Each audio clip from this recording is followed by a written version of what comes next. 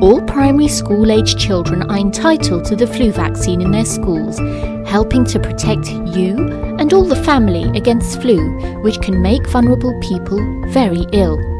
Call the school immunisations team on 0300 555 5055 if you'd like your child to get protected.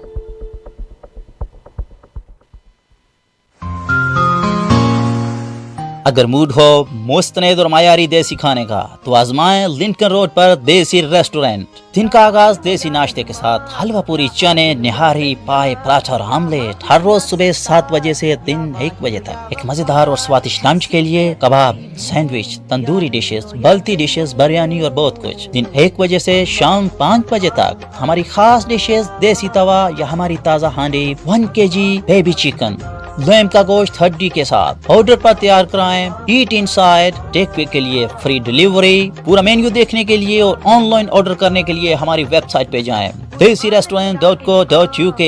60 नशिस्तों की गुंजाइश के साथ और एक private function room, catering service भी दस्तयाब। डोंट फॉरगेट देसी restaurant, 298 Lincoln road, पीटरब्रो, PE1 2ND। Contact number 555795।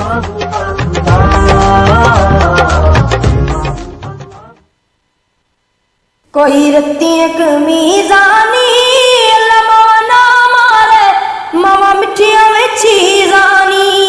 मेरा नाम मुकद्दस है और कोट मेरा घर है और ये मेरे लिए किसी जन्नत से कम नहीं। हमारे भी कुछ ख्वाब हैं जिनकी ताबीर को हमें पाना है। आइए इन बच्चों के ताबनाक मुस्तकबिल के लिए अपना हिस्सा डालिए। अपनी ज़कात, सदकात, खैरात और इमदाद कोट को दीजिए।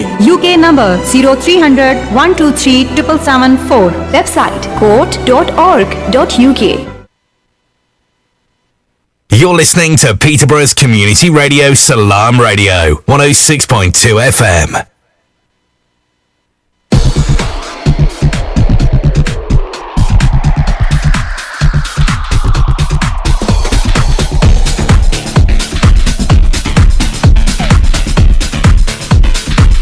Assalamu alaikum and welcome to Salaam Sports here on Salaam Radio 106.2 FM. Are you feeling our new jingle?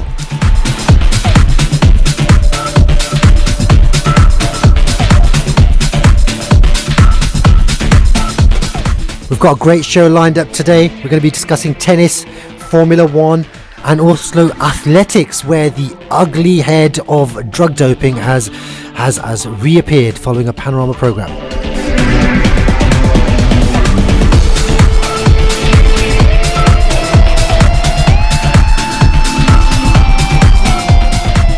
And we've also got our usual transfer corner. Be sure to tune in for that. And we'll be talking about the Arsenal Invincibles.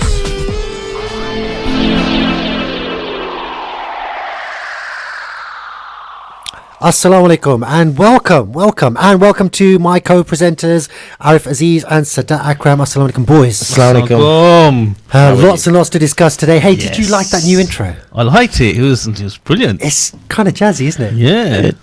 I could do with a little bit slightly different. I think we need to do. How about you go away and find something? You depressed or something? What's wrong with you? No, I'm not depressed. It doesn't look upset. I'm actually feeling relieved.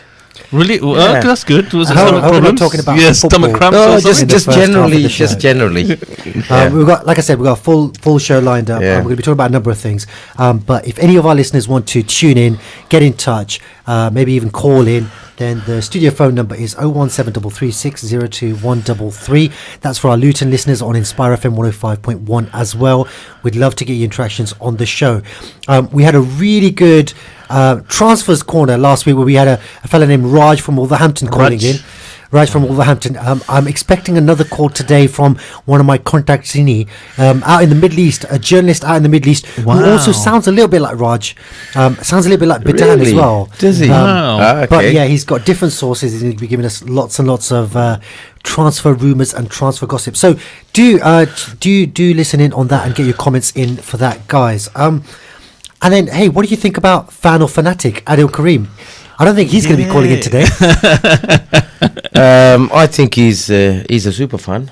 I like somebody from Watford to call in. He's only a little bit fanatic. How many Watford fans do you know, Sadat? Well, they all seem to prepare last night. I know. I think they all appeared last night.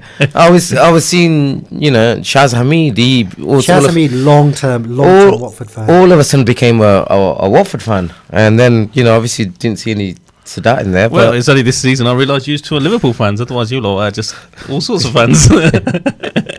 Hey, let's talk about other sports first. Yes. What have you been following this week, and what do you think? PSL.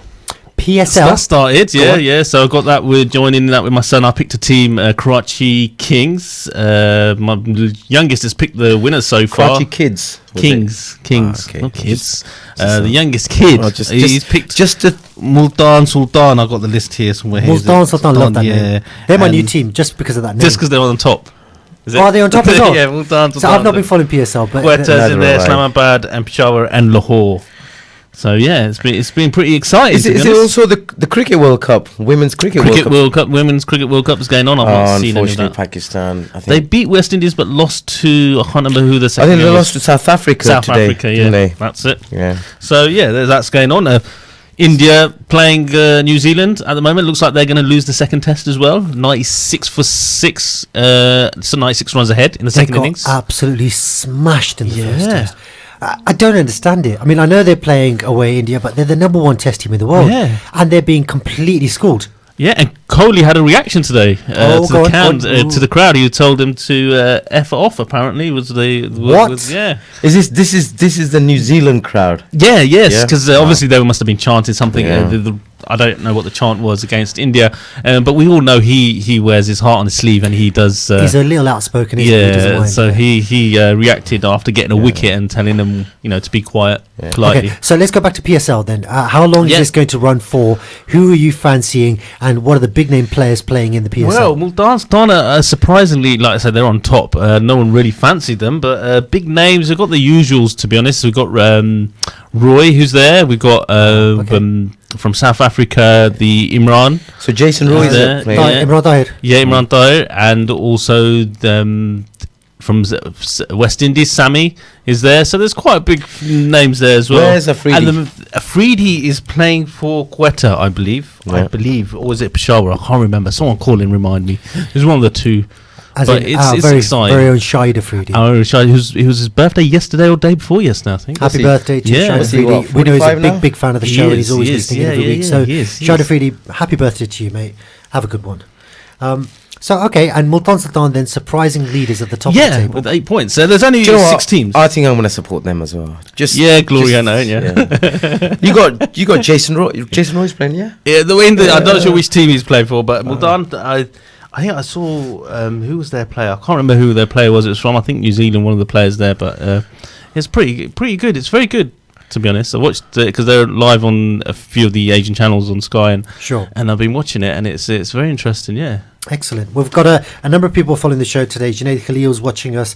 Tanvir Tony Aziz. Jamil Iqbal is watching. He's also said, Assalamu alaikum, guys. Walaikum salam. Thank you so much for your shout out.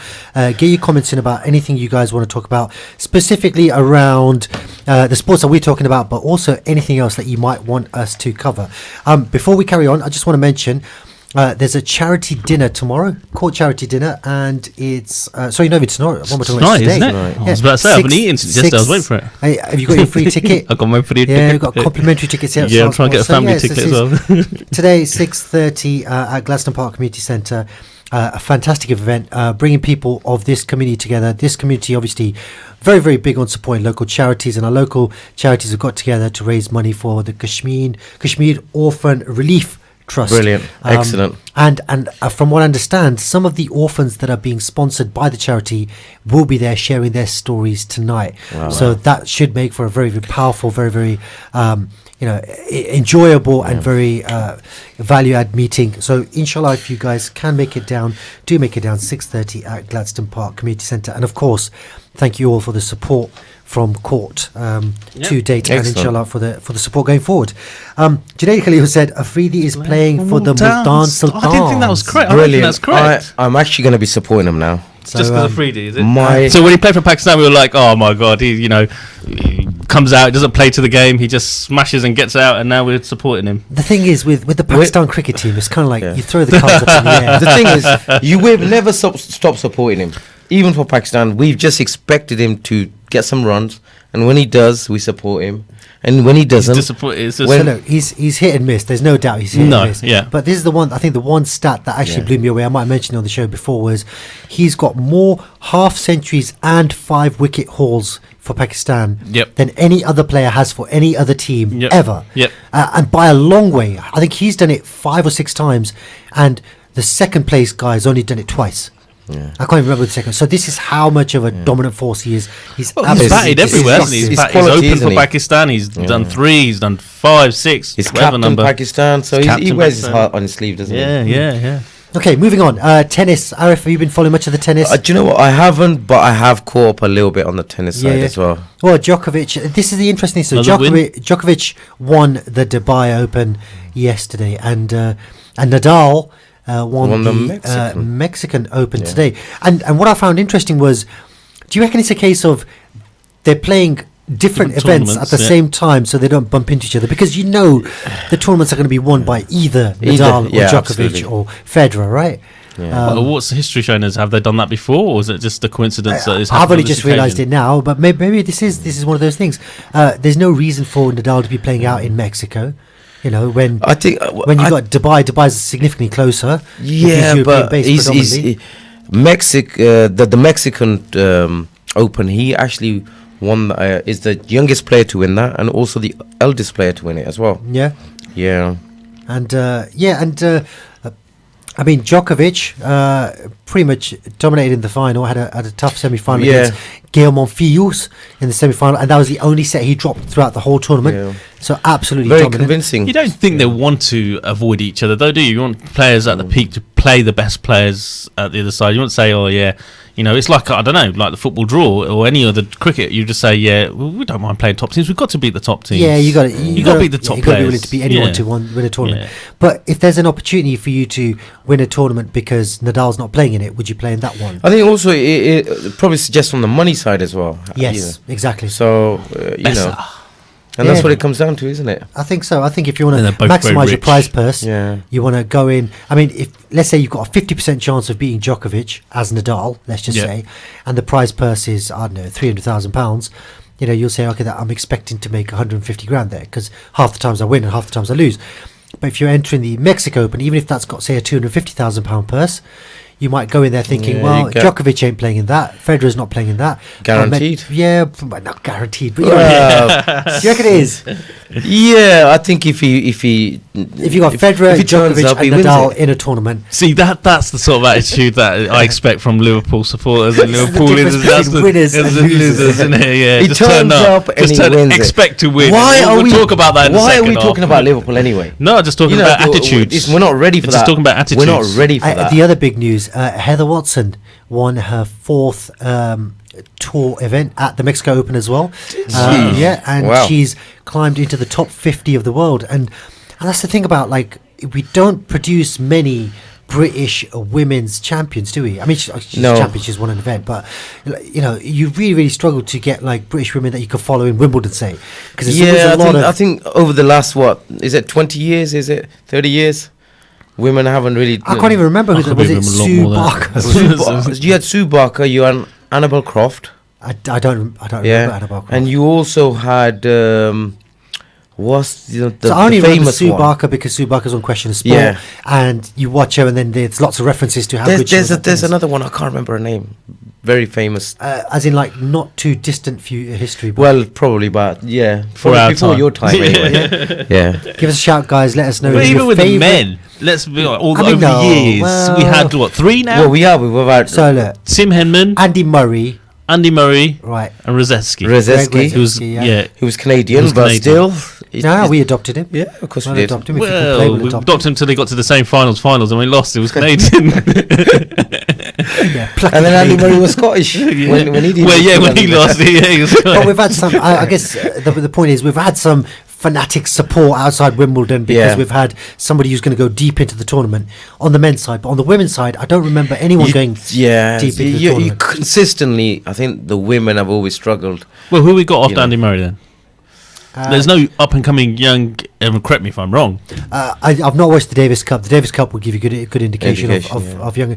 But Andy Murray's brother, Jamie Murray, he's always been around doubles, though, isn't he? He's more in the doubles, to be fair. But yeah, he's so there's nothing, and we all, as we do with FC Peterborough, we know that the youth, and that's the most important thing. And there's nothing really up and coming within tennis, I believe, from the British side. But there's a lot of talent coming out of China, Japan, America, and Eastern Europe.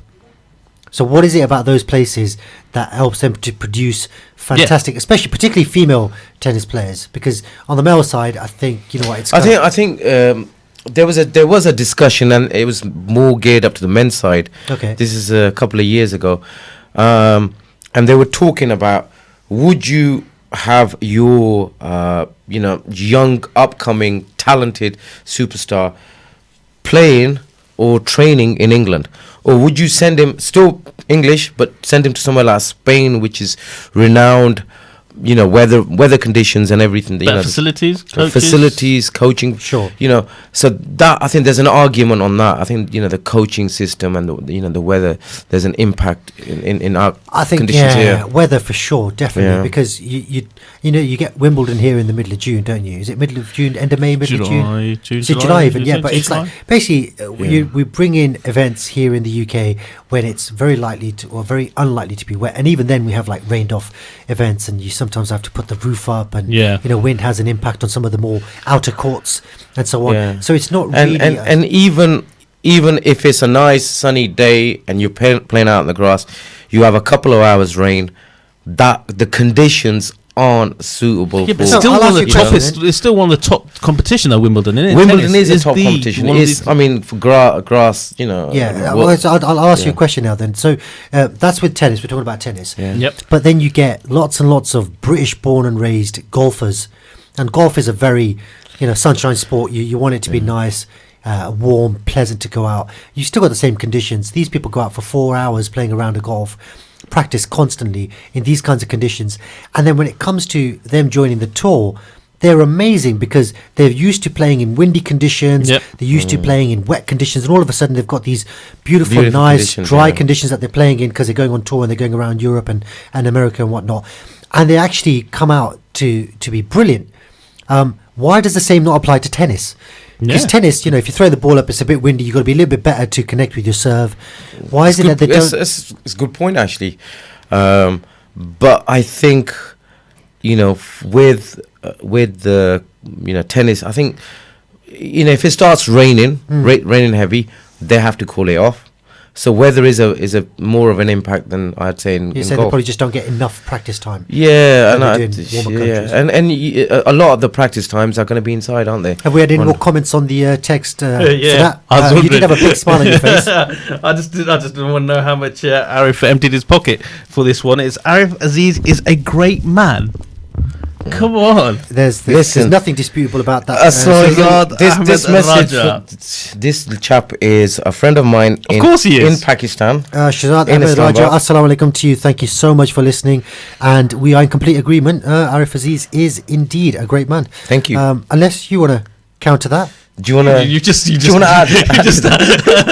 Unless you want to counter that. My opinion, did you? That's my opinion. He's a nice man. Do you want to add nice man? Moving on. Have you been following this news story coming out of Formula One? No, I haven't. Do you know what? That story, I heard about that story last season, right? Yeah. I think we mentioned it on the show. And then nothing happened. Exactly. It just went quiet. Okay. And even now, it's not really out in the open, is it? This is it. This is the brilliant thing. So, for the benefit of our listeners who don't know this, Formula One have been involved in an investigation with Ferrari. Ferrari were accused of increasing the fuel flow rate to their engines. So there's a limit to how much fuel you can push in through to your engines, and if you exceed that limit, you're beyond the rules, so you can't exceed that. And what they want you to do is they want you to compete on an engineering level. How much power can you extract from a certain amount of fuel flow? Ferrari got pole position for like 5 or 6 races straight. And then a few people started talking because a few people were questioning their straight line speed. In the big straights, they were getting ridiculous speed. So a few people started complaining, questioning. Raising eyebrows. And then Formula One clarified their position on the rules. And they didn't accuse anyone. They just said, just as a clarification, here are the rules around fuel flow rate. Send And a then what leaflet round happened was, everyone. in the last 3 races, they had no pole positions, and they only had one podium finisher. He finished third. And that was a very, very big difference to what happened in the previous 6 races.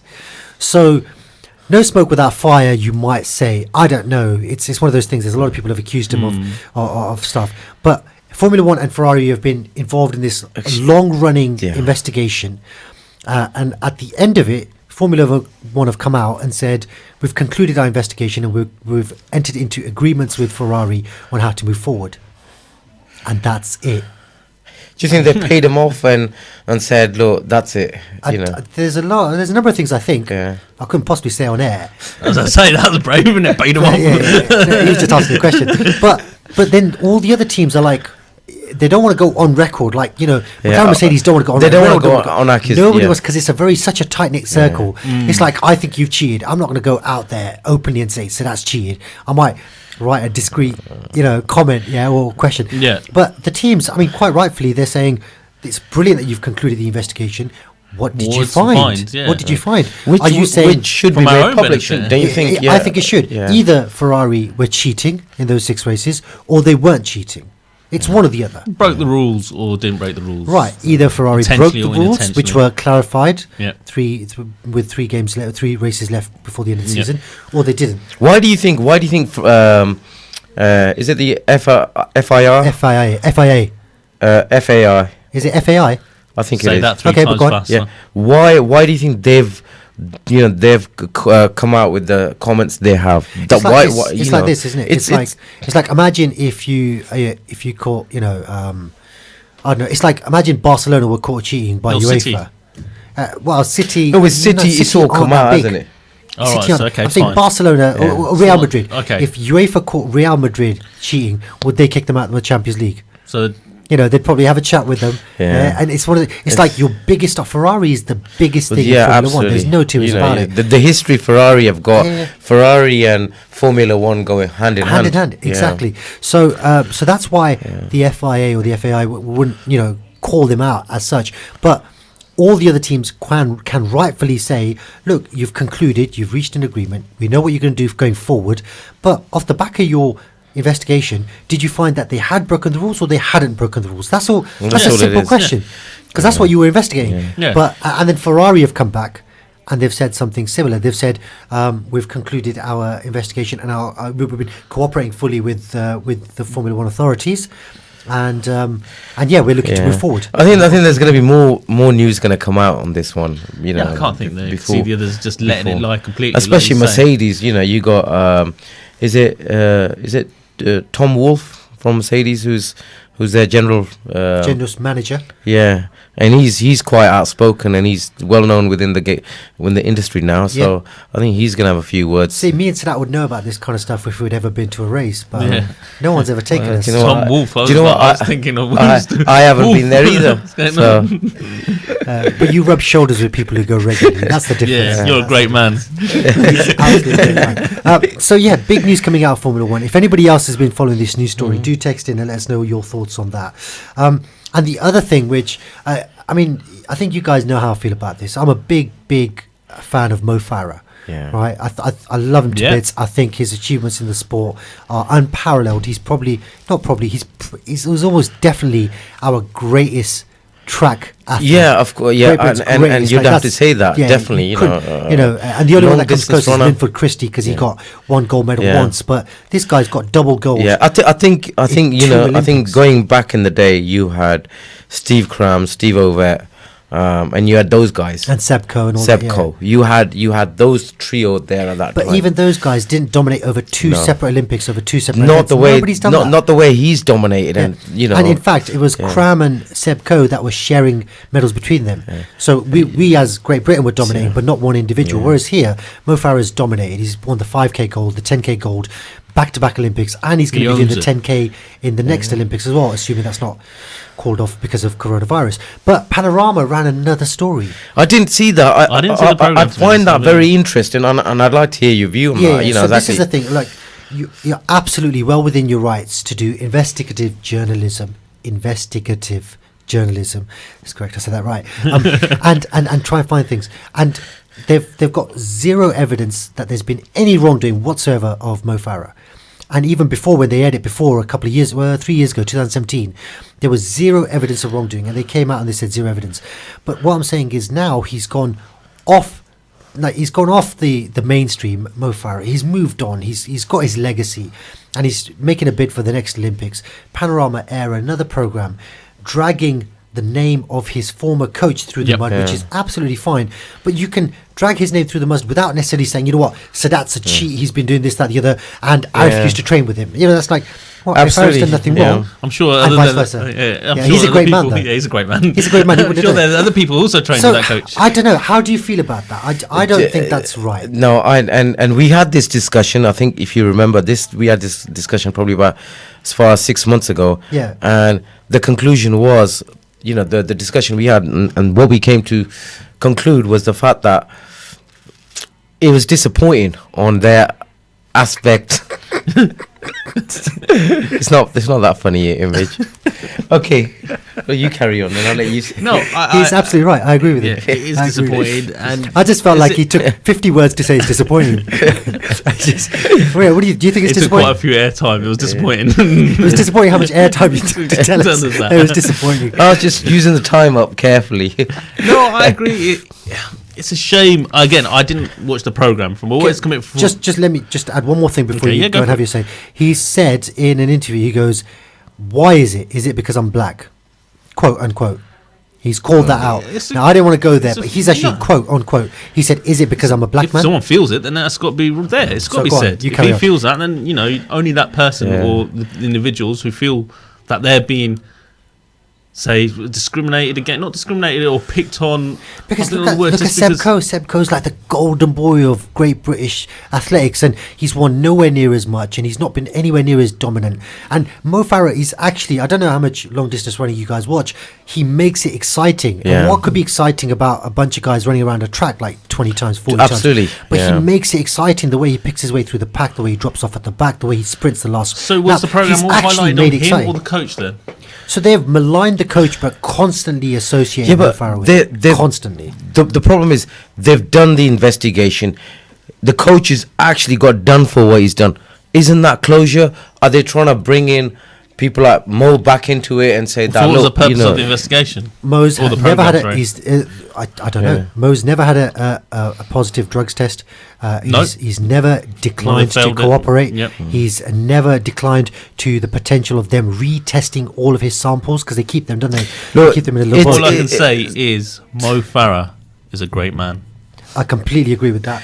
Mo Farah. I mean, for me, the greatest track Olympian that Great Britain's ever produced, and we're very, very proud of him. Absolutely. We've got a big second half of the show. We've got Transfers Corner. We've got Fan of Fanatic. So hopefully you guys can join us again. We'll be back after these short messages. Stay tuned to Salaam Radio after this short ad break. It's estimated that 5,760 children become orphaned every day, and the numbers are rising. UKIM ensures that the orphans we sponsor receive healthcare, food, education and shelter to show them that there are people who care. This Ramadan, from just £30 per month, you can make a real change in an orphan's life. Your sponsorship will provide them with much needed essentials to ease their situation. For orphan sponsorship, call now or visit ukim.org.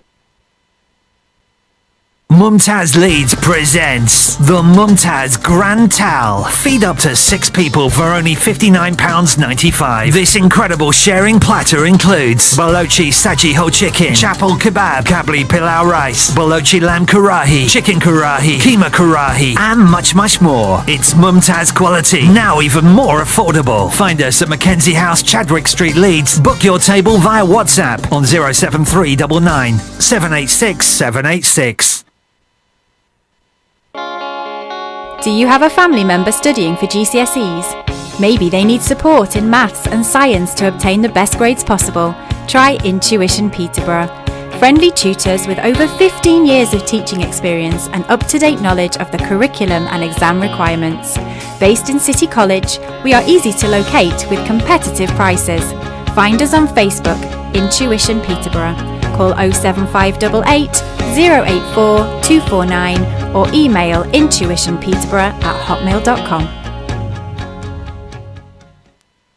Do you own a restaurant or takeaway? Cater Fair is an expert supplier of new and used commercial catering equipment.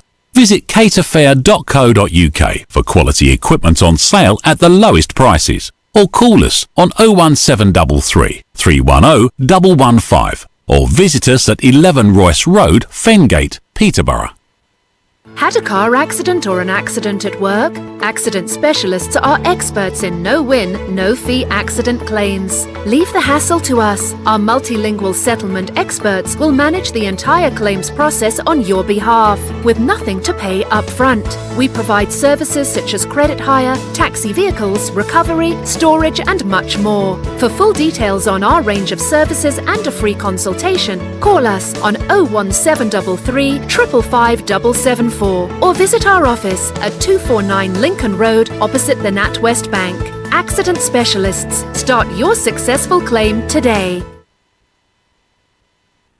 Gems and jewels. Wise sayings, interesting events, and moral lessons from Islamic history. The story of the cow and the dutiful son. Among the children of Israel, there lived a very rich man. He had a cousin who was poor and who was also his only inheritor. The latter felt that the former was slow to die, and so killed him in order to acquire his estate. He then carried him to another village and hid his body there. Pretending that he was seeking revenge, he took some people to Moses, alayhi salam, accusing them of the murder. They proclaimed their innocence before Moses, who was not sure of what really happened. They asked him to invoke Allah to expose the true murderer.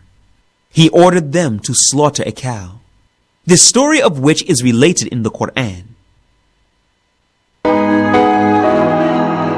You're listening to Peterborough's community radio, Salaam Radio, 106.2 FM.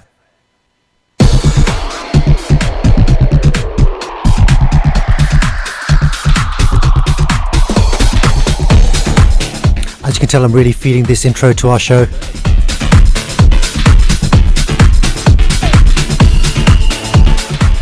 Coming up in the second half, we've got Transfers Corner. We're going to get a caller in at 3:35 talking about latest transfers. We've also got Fan or Fanatic, where we invite our listeners to call in and tell us about their own clubs or their own players.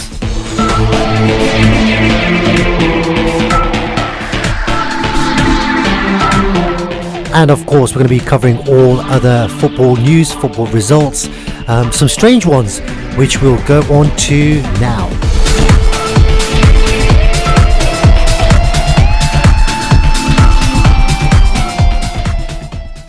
Here we are. We're back again. Arif Aziz, Sadat Akram. What's been going on in the football? I've not been watching it recently. Do you know what? I didn't. I actually watched half of the game, or one of the games yesterday. Which game? There was lots of games yesterday. Yeah. Which games? Which game did you watch? You didn't watch any game. I watched the. We got Abud Hussein Al Churoi on. That's all we need now. Is that all we need? So is he not going to say you're a great man? let's just get it out of the way. Let's just get it out of the way. Watford 3, Liverpool 0. Now, what an absolute shock of a result. It is shocking. It should be 4-5. And I think it's a shock of a result to both Liverpool and non-Liverpool fans. It's completely crazy. And to be honest, you know what? Bring it on. We deserve it's been coming. The thing is, the way that they've been playing in the past few weeks. Yeah, I would say they've been leaking goals, but like I suppose, like they say, the true champions, they've been pulling it back and brings out of it, but they couldn't do it on this occasion, and it's always going to catch up. And I think it's very much their attitude, and like we go back to the start of the show, is like you like yourself, they'll just turn up and they'll win, and that's been their attitude in the Premier League for a while. I think it's proven, hasn't it? And even some of the fans yesterday, I remember going to coaching for cricket, and a few Liverpool fans saying, when I say, "Are you watching the game?" "Oh, we're not watching. It's only Watford. It's only Watford. What? It's only Watford. We're going to win." It's typical. That's typical of Sadat. I didn't expect anything else. I definitely expected us to win. Did you expect us to win? Do you know what I did? I thought even if we went one down, we'd beat them. quite convincingly. But I think you've got to take every game on its own merits, and Watford are fighting a relegation battle, and Liverpool didn't play too well. Watford gave them a hard game at Anfield as well, didn't they? Yeah, and they're a good. They're not a bad side. No, not a bad side, but invincibility is gone now for. Right, and this is what I wanted to talk about. Yeah. And I had a quick chat about this with Hamza as well. So United fans, they're going to rip us, and of course they are, because we've been ripping them all season. Now that's fine, but the quietest fans all season have been Arsenal fans. Yeah, right. And they've actually come out. I didn't even know how much hate there was towards Liverpool from Arsenal fans. Well, I think they're for their Do you know what? I was shocked. I was shocked with two people yesterday. Answer. One is Shaz Hamid. Shaz Hamid. Oh, and United fan, okay. The other one is Ansar. Dujon, yeah. I could not believe. I could not believe what he was putting up there, and I didn't comment on that. You didn't bite. You didn't bite. I didn't bite. There was a bite. You commented on it. Did I? I can't remember. Okay, so interestingly, I spoke to a friend of mine, United fan, and he said, "You know what? I quite hope Liverpool do go the season unbeaten, because they've already won the league. That's the one thing that we didn't want them to do as United fans. We didn't want them to win the league. They've already won the league. If they could go unbeaten, then at least we will shut the Arsenal fans up." Because they won't have that. Yeah, but maybe you didn't think that, but United fans, they wouldn't have liked it, but they've been hearing this for 19 years from Arsenal fans. But it's only been half a season or 3/4 of a season, and all I can hear from Liverpool is the best team in the Premier League. Well, they are, aren't they? They've proven it. No, they're not. We'll talk about the Monday Night Football Carragher and Neville assessment. We can talk about that in a little while. But we have a corner on the line, and this is in respect of our transfers corner. Hello, caller on the line. Who am I speaking to? Hello, you're speaking to Ibrahim. I've big fan of the show. I'm actually a journalist based out in Qatar. You're in Qatar? Yeah, based out in Qatar, and I just thought, I was pointed on to your show by a friend of mine, so I thought I'd ring in because... It wasn't Cami, was it? Cami's in Qatar at the moment. I think it's a friend of Cammy's. Yeah, I think that obviously there's a few of us that know each other out here. And, awesome, Ibrahim. You sound a little bit like Raj from Wolverhampton that called in last week, and also a little bit like a friend of the show, Bidan. Friend of the show, your friend.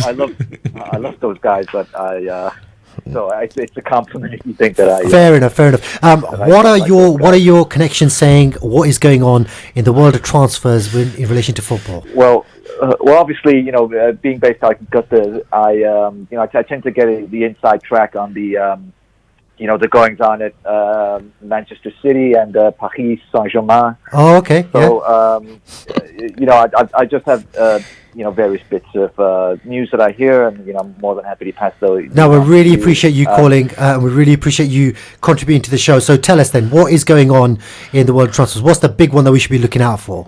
So, it's mainly related to Manchester City. I mean, the way that they're proceeding with their summer transfer activity is that they fully expect this ban to be overturned when they go to the to CAS, and so they're putting together some transfer plans, and their new transfer strategy is they're following a model very similar to the Bayern Munich model, which they use in Germany, which is to sign the best players existing in the league to weaken the rivals.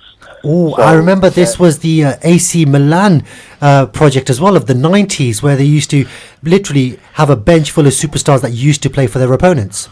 Exactly. So, there's been various names touted around. The most surprising one is deemed a difficult transfer, but one that is achievable is Harry Kane from Tottenham Hotspur. Now, they're mindful that Sergio Aguero is not getting any younger, of course, and sure.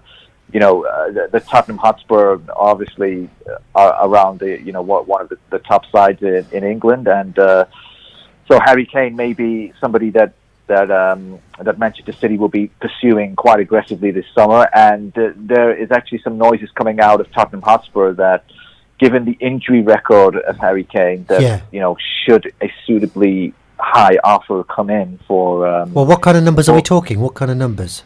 Well, we don't. What do you think, Sadat? What do you think, Harry Kane? Well, I think I think I thought they'd look after big teams like United and maybe Liverpool players they want to steal. Yeah, but Harry Kane's up there, isn't he? Yeah, Tottenham are not. Yeah. So Ibrahim, I think so that makes a valid point there. I mean, Tottenham with Harry Kane still aren't really contesting for the league. Should they not be, if that was genuinely their model, should they not be targeting someone from, say, Liverpool or they need the defenders, or even Chelsea, I guess? Well, I think that there's nobody is off the table really, but I think that the clubs have been in the Manchester City sort of people in charge of the transfers have been big admirers of Kane for a long time, so I think that's the one that they're going to prioritise. But they're also looking at up and coming. They're looking to sign players such as Richarlison from Everton. They had a look at Calvert-Lewin. Richarlison, yeah, and they're looking to bolster their midfield. They potentially looking at James Maddison from Leicester. So Madison's a Manchester United target as well, I understand. He is, they're looking at either Madison or Grealish. I think that it'd be very surprising if Manchester United were to sign both of Grealish and Madison. Sure. Who do you think they're going to go for? United. I think there's a lot of noise that they're interested in Grealish. Well, I think that, and these are other rumours that I've heard, I think that there could be a head-to-head between Manchester United and Liverpool this summer for Jadon Sancho. So I think that Sancho is definitely somebody that both of those clubs will be looking at, and I think Manchester United could, break the bank to get him, especially if they do have Champions League football and, they are able to bring in a bit more money, because obviously the financials were released for Manchester United this week. And have you had a chance to look at those in any detail? Look, we digested it, over here, and obviously, look, the revenue is down, the debt is up, but we expect Manchester United to be able to absorb these kinds of fluctuations. Sure, seriously. Yeah, because we think that it's obviously due to a short-term loss due to the lack of Champions League football. But if they are able to recover and get back into the Champions League, then they can continue to. So it's important they actually get that this season. Would you agree with that? I mean, it's another season without Champions League if they don't make it this year. Yeah, I think so, but also, the Manchester United always has enough. They have enough cash flow to be able to, to continue the levels of investment that is required, and also, they can always release more stock into the company because there's 10% of the companies on the NYSE, so they can release more of that, and given the the value of the interesting. We had a caller last week, Raj from Wolverhampton, telling us about how Saudis had stepped up their interest in Manchester United again ahead of this new online streaming service that the Premier League were going to push out. I guess that gives a lot more clout to some of the bigger teams in terms of pursuing their targets in the transfer market. Well, yes. I mean, obviously, everyone is massively excited. We have the kind of luxury that we have here in Qatar is that you can watch any Premier League game anytime. It's quite easy to do that. Obviously, you don't have that in England, and as was talked about, I heard the call last week. As it's been talked about, they are going to, through bypassing that middleman and going direct to consumer and doing this on a more global scale. They're able to generate these huge revenues. So. Again, I think it's only a matter of time before that happens. So maybe the clubs, can spend now and get the hope to recoup that money at some point in the future. Excellent. Okay, so the two that we probably just need to look out for then, potentially Harry Kane to Manchester City, and also a fight for Jadon Sancho between Liverpool and Manchester United. Yeah, I think that it just depends how badly Liverpool would want to push that. I think that Sancho, people have made noises that Liverpool is the best destination footballing wise for him if Manchester United were not to make the Champions League, and Liverpool obviously look like they're going to win the league at a canter, so they're definitely on the up. But are Liverpool also looking at other targets? They've got some other targets lined up as well, haven't they? Who have you heard about? Yeah, what's going on? I've heard about Tino Werner. Tino Werner. That's one that doesn't go away at the moment. It's gathering a lot of pace. Yeah, well, I think that he's an exceptional talent, and I think that he could, there's only so far, a lot of, Leipzig, they're doing great, but they will struggle to keep hold of, better players, because there's obviously, domestically, there's Borussia Dortmund, there's Bayern Munich, and, abroad, the lure of the Premier League can always, be attractive to any young player. So. And Sancho's going to cost probably double what Werner's going to cost. Sancho's, he's young, he's English. I've never understood the premium for English players, but yeah, he's young, he's English, and he's having a sensational season in the Bundesliga. So, I think he could be pretty expensive. Ibrahim Sharawi from Qatar, thank you so much for your call. Do keep your ear close to the ground, and of course, if there's any other interesting transfer speculation, please do feel free to call back on Transfers Corner here on Salaam Radio. Thank you very much. Ibrahim, thank you, Salaam. Thank you. That's Ibrahim Sharawi from Qatar. Yeah, it's a clear line from Qatar. Made some interesting points. It's a really good line from Qatar, and that was absolutely not Bidan from London. Thank God. Yeah, I've had enough of your friend Bidan. So some interesting ones there. Especially following on from Jadon Sancho. He's more of a wide player, more of a creative player. He's probably one that would slot into Mo Salah's shadow. Probably he's right-sided. He usually starts playing off there. Imagine Sancho and Trent on the right-hand side for Liverpool. Oh, Trent had a poor game yesterday. Trent had a poor game yesterday. Yes, he did. Yeah, he gave away the third goal, wasn't it, with that pass back? It was Trent. Yeah, it was Trent. Yeah, it was Lovren that gave away the first two. But that's what Lovren's another target for City, I heard, isn't it? And trying to weaken Liverpool by taking Lovren away. Abid Hussein Adjoy is saying Salaam Arif. I don't think he realises there's two other people on the show. And Star Abdul is saying, "Peace be upon you, boys." See that? That's how you. That's a proper greeting right there. So yes, talking about Bundesliga. Did you hear what happened yesterday? Yes, I did. Oh my God! Tell Arif what happened. Arif, did you know what happened? It was. Do you know what? I don't know. Bayern Munich, wasn't it? I believe I can't remember the team. Hoffenheim 6-0 down, and there was a banner by the Bayern Munich supporters against one of the staff members of the opposition team. So Bayern Munich were playing away at Hoffenheim. They were winning 6-0.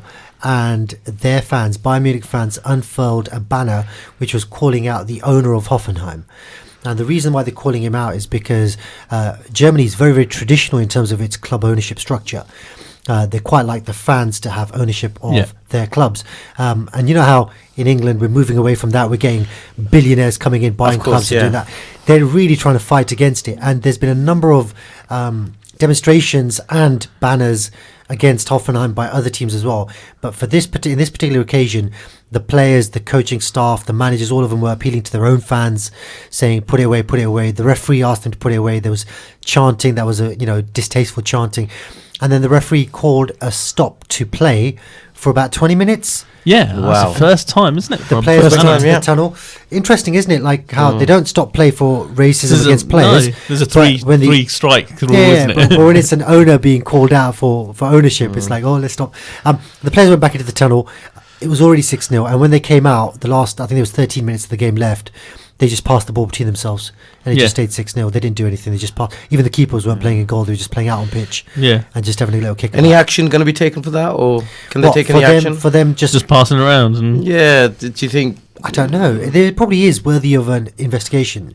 Yeah, but I would assume, obviously they came out and started it straight away. There must have been a conversation or some sort of agreement beforehand in the tunnels and the dressing rooms, and maybe the referee would have been in on it as well. I'm sure. Otherwise, the referee would have called him back in again. Saying, if I'm calling you in for that banner, I'm calling you in for this way you're playing. You know what I mean? So Everton won, Manchester United won. Early goal from Calvert-Lewin, cancelled out by yet another goal from Bruno Fernandes. What is going on with that? He's making waves. Yeah, I mean, and I did say in the last show, like, we really hope that he gets on well with his new club and continues to perform at the level he's performing at. But I didn't mean it. I didn't mean it. He's playing really well. And I've not seen it. I'm going to watch the highlights later on tonight. It's early days. you know, like you know what they say, it's beginner's luck. Is it like the honeymoon period? Yeah, it could be true. He gets found out. Maybe you'll see how he plays if he gets man-to-man mark. Interestingly, before the game started today, Souness was calling out Pogba again. Was he? He was calling out Pogba, saying, why is it Pogba still injured when you got Andre Gomez going out for injury and coming back sooner than Pogba? What's Pogba doing on Insta, dancing at a friend's wedding? If he's injured, he should have his feet like up and relaxing and resting and all this.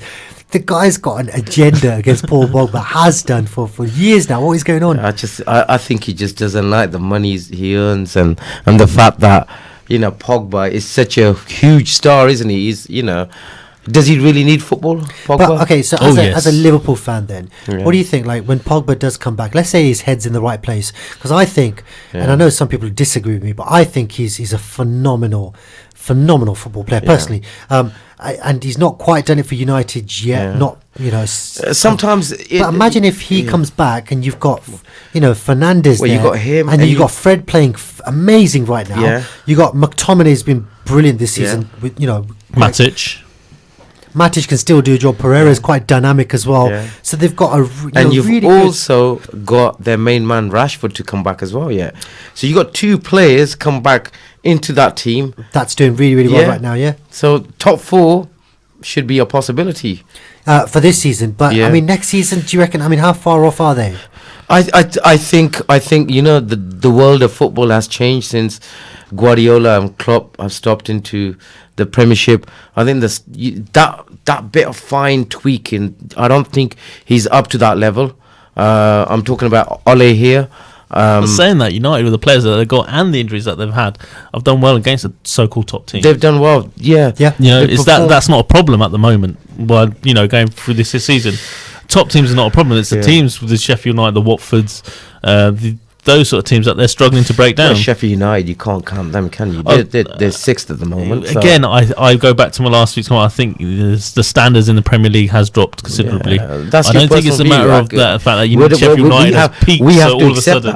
And I'm glad you do. I'm not saying that Sheffield United have peaked as much as the others have dropped. Yeah. And the only team that has maintained the high standards is Liverpool, and that's why there's a vast difference between the first and the rest. I think that would be a typical argument from a United fan. You know, I wouldn't expect anything more from Sadat. What, to say that Liverpool maintain a high standard? No, not that Liverpool maintain a high standard. I think the standards have dropped. You know, that's your point.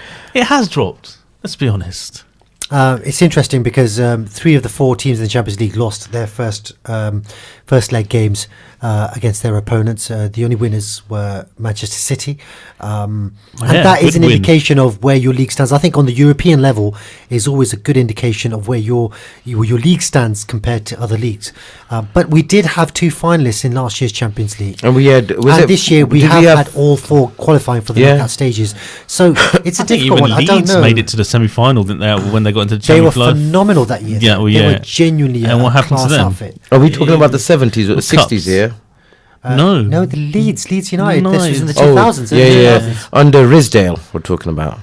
I think it was O'Leary, wasn't it? O'Leary. Risdale was Smith and Harry Kewell and Mark Viduka. Yeah. But they had a very good side. They did, yeah. Yeah, they had an excellent side. But listen, but at that same season, they were poor in you're not going to let us league. get away with just that discussion of the 3-0 defeat. Come on, I'm just say it waiting for like more it comments. is. Say it like it is. Let it out, Sadat. Come on, let it out. Because the record of invincibility has gone. The record of winning so many games, I think 19, it would have been 18 games in a row. Yeah, it would have been 19. They equalled the record that Man City. Yeah, so that's gone. And I think, to be honest with you, it's good to see. It's good to see. It's good to see. It brings a tear to my eye, but it was foreseeable. So let me tell you, it's typical foreseeable. And how did you foresee that? That's what I want to know. Liverpool's attitude in the past few games is like, turn up, we've won the game. Liverpool's attitude in the last few games or this season has been the typical United attitude of 10 years ago. They had 70% possession. And this is something that Mourinho called out last year, saying, "Look, you're not going to outplay them in football. You have to park the bus. You have to have, very, very disciplined setup and structure." And I watched the game yesterday, and we absolutely dominated without creating any chances.